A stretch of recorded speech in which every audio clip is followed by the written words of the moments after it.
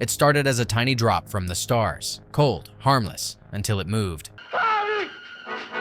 In 1958, audiences watched in disbelief as a shapeless red mass slithered through small-town America, swallowing everything in its path. No claws, no teeth, just hunger. The Blob was more than a movie. It was a warning from the atomic age, a nightmare that grew every time it fed. It turned drive-ins into war zones, made Steve McQueen a star, and gave birth to one of the weirdest success stories in sci-fi history. These are 16 weird facts about The Blob, 1958, the monster movie that proved you don't need a face to be terrifying. Number 1. The monster was never actually called the Blob. If you rewatch the movie carefully, you'll notice something strange. Not once does a single character ever say the words the Blob. They call it that thing, the creature, or whatever it is. What is it?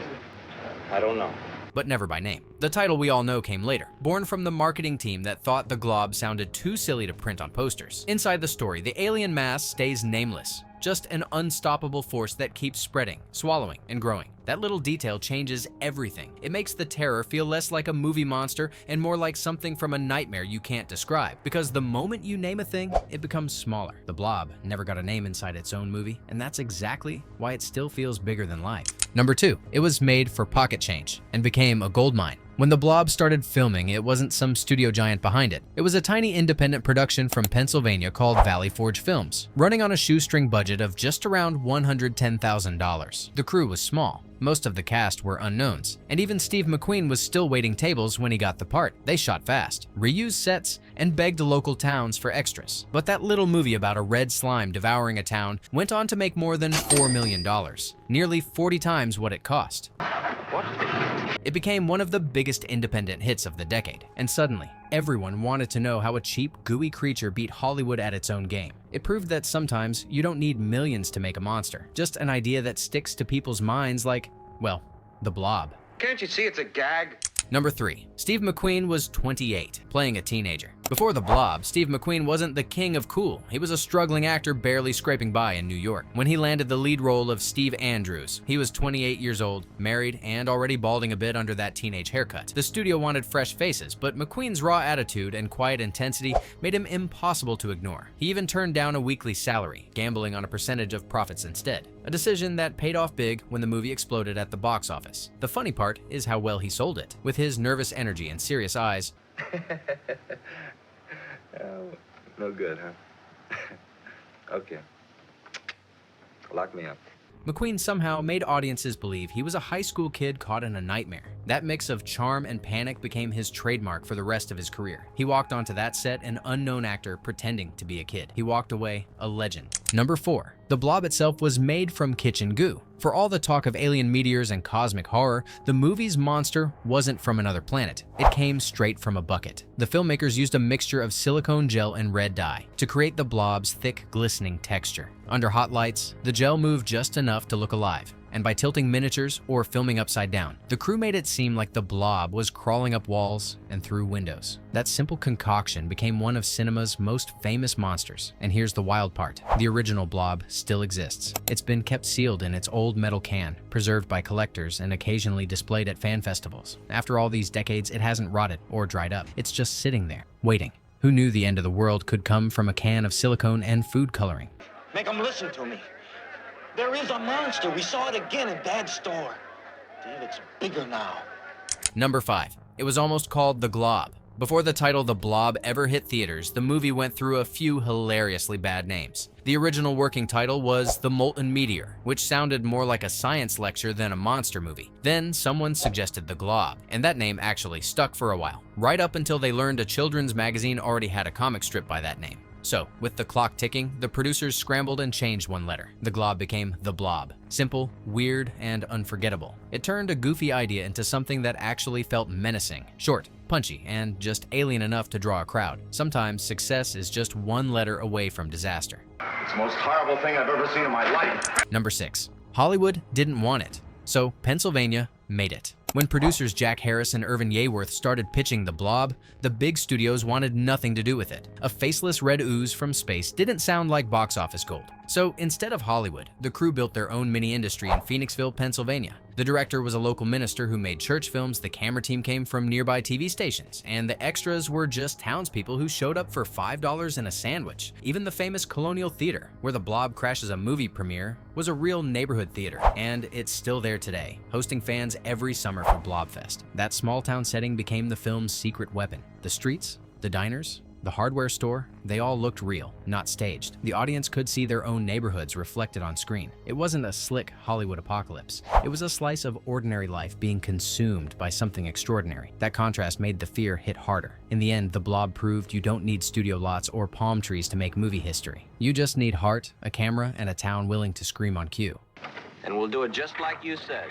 Number 7. Its theme song was written by a future music legend. When the credits roll at the start of The Blob, you don't hear eerie strings or thunderous drums. You hear a goofy little tune that sounds more like a 1950s dance hit than a horror score. Blob, it creeps and leaps and glides and slides across the floor, right through the door and all around the wall. That was no accident. The producers wanted a song that would grab teens before the movie even began, and they got it from a young, unknown composer named Burt Bacharach. Yes, that Burt Bacharach. The man who'd later write hits for Dionne Warwick and win multiple Oscars and Grammys. He teamed up with lyricist Mac David to create Beware of the Blob, a playful warning disguised as a pop song. The track was so catchy it actually hit the Billboard charts, and DJs across the country played it like a novelty hit. It gave the Blob free promotion every time it hit the radio, turning a B-movie into a pop culture event. It's not every day that a killer alien from space launches a music career, but somehow this one did. It's part of that plan to make us look silly. I think you're doing that pretty well by yourself, Sergeant.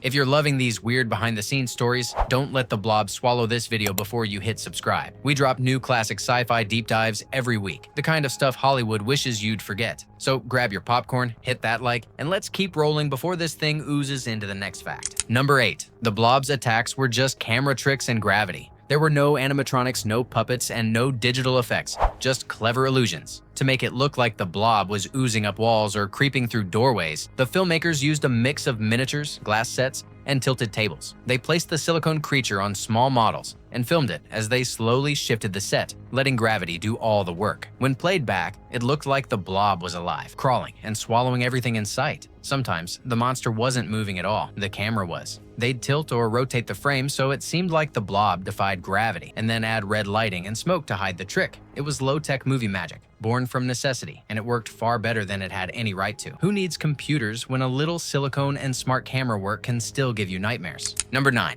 Paramount bought it for pennies and struck gold. After the movie wrapped, the small Pennsylvania production team didn't have the connections or money to distribute it nationwide. So they started showing it to studios, hoping someone would take a chance. Most passed, until Paramount Pictures saw the finished cut and realized it was surprisingly good. They paid around $300,000 for the rights, which covered the production costs and gave the little indie film a national release. That decision turned out to be one of Paramount's smartest bets of the decade. The film exploded at drive-ins across America, bringing in millions in profit. It appealed to teens, families, and even critics who couldn't believe how much tension came from a red blob and a few small-town kids. What started as a regional horror flick became a Hollywood phenomenon, all because one studio finally said yes. Number 10. It stood out because it was in color. In the late 1950s, most low-budget horror and sci-fi movies were still being shot in black and white. It was cheaper, faster, and made special effects easier to hide. But the team behind The Blob took a gamble. They decided to film in bright, full color, using Eastman color film stock. That choice made the monster's red, pulsating form leap off the screen, and it gave the movie a slicker, more modern look than most of its competition. The vivid colors made everything feel more real. The flashing police lights, the neon diner signs, and especially the way the Blob shimmered under the lights as it grew. Audiences weren't just watching another sci-fi B-movie. They were seeing something that felt big, alive, and almost theatrical. In a decade full of gray monsters, the Blob bled color, and that's one reason it never faded.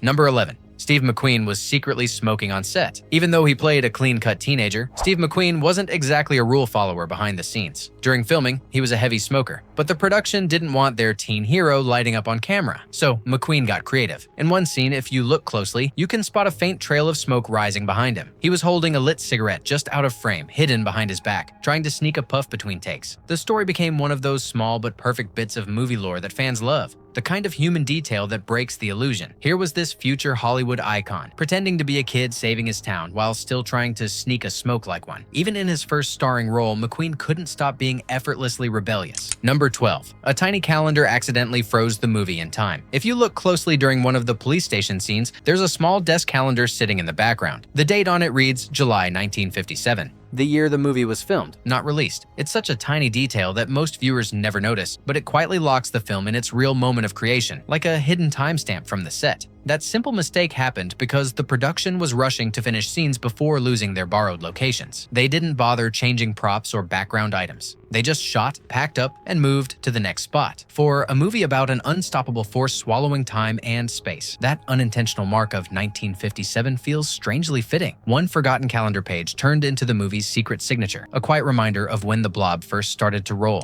Number 13. The Blob has its own annual festival. Every summer, the town of Phoenixville, Pennsylvania, where much of the movie was filmed, turns back the clock for a weekend called Blobfest. Fans flood the streets dressed like 1950s teens, vintage cars line the curbs, and the famous Colonial Theater recreates the movie's most iconic moment, the terrified crowd running out of the theater to escape the Blob. The event started as a small local celebration in the late 90s, but it quickly grew into a national pilgrimage for sci-fi lovers. During Blobfest, you can actually see the original Blob prop, the same silicone goo sealed in its metal container since 1958. There are trivia contests, costume parades, and even a Blob Ball dance night inspired by the film's theme song. The town completely embraces its slimy legacy, turning what could have been a forgotten B-movie into a living tradition. For one weekend every year, Phoenixville belongs to the Blob, and everyone's happy to get eaten.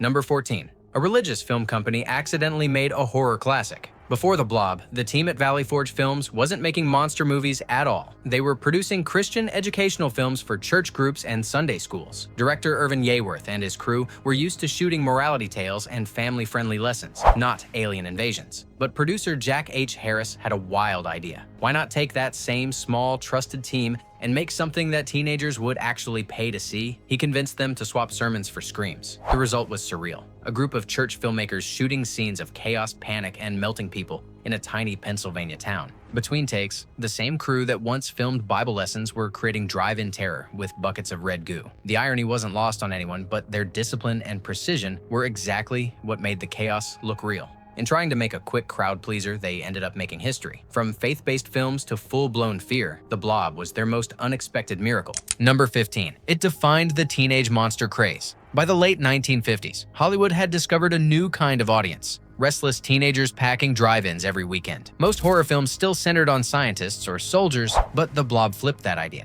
It made the kids the heroes. Steve McQueen and his friends weren't bumbling side characters. They were the ones who figured out what was happening while the adults refused to listen. That shift in perspective was huge. The movie spoke directly to the teenage audience that paid to see it. Kids who felt misunderstood, dismissed, and ready to take charge. It tapped into that generational tension and turned it into entertainment, sparking a whole wave of teen versus monster films like The Giant Gila Monster and I Was a Teenage Werewolf. Suddenly, youth wasn't the problem, it was the answer. The Blob didn't just chase teenagers, it crowned them the new kings of sci-fi horror. Number 16. Its ending never really ended. When the army finally freezes the Blob and drops it over the Arctic, the movie fades out with a single question mark after the words "the end." It's one of the simplest yet most haunting finales of the era. That tiny punctuation mark left audiences wondering if the monster was truly gone or just waiting to thaw. It turned what could have been a clean victory into a lingering nightmare. That choice wasn't just clever writing, it was a marketing genius. The open ending kept the movie alive in people's minds and set the stage for sequels and remakes decades later. In 1972, Beware, The Blob revived the creature for a new generation, and in 1988, a darker, gorier remake brought it roaring back again. For a creature with no face, no voice, and no reason, The Blob found the perfect way to live forever by never really dying. When it first hit theaters in 1958, The Blob wasn't supposed to make history. It was just a cheap little monster movie, a drive-in filler meant to scare a few kids and disappear. But instead, it grew. It spread across the country, across generations, and somehow became one of the most beloved cult films of all time. Its red, pulsing shape wasn't just devouring people on screen, it was devouring expectations. It turned a no-budget project into a nationwide hit, made a star out of Steve McQueen, and taught Hollywood that imagination could outshine money. Decades later, fans still gather every year to celebrate the same silly, slimy idea that terrified audiences more than 60 years ago. That's the magic of the Blob. It started as a joke and became a legend. So, which of these weird facts surprised you the most? Drop a comment, hit that subscribe, and stay tuned. Because in the world of 1950s sci-fi, the monsters never really die, they just keep growing.